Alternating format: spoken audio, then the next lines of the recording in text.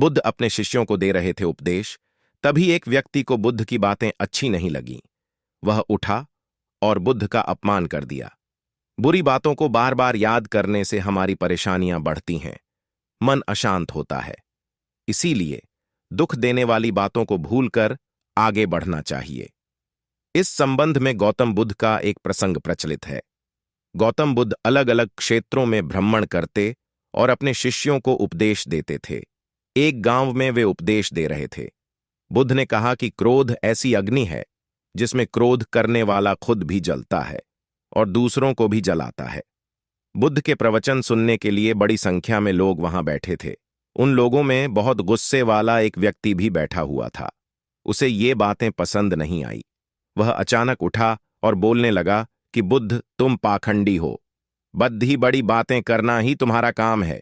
तुम लोगों को भ्रमित कर रहे हो। तुम्हारी ये बातें आज कोई मायने नहीं रखती हैं। व्यक्ति लगातार बुद्ध को अपमानजनक बातें सुना रहा था।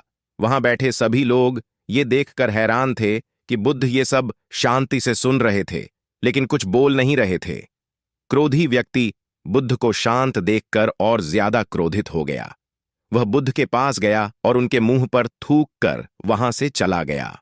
घर पहुंचकर क्रोधी व्यक्ति का मन शांत हुआ तो उसे अपने किए पर बहुत पछतावा हुआ।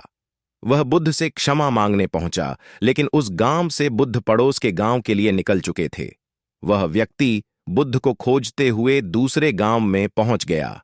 वहां व्यक्ति को जैसे ही बुद्ध दिखाई दिए, वह उनके चरणों में गिर गया और क्षमा मांगने लगा।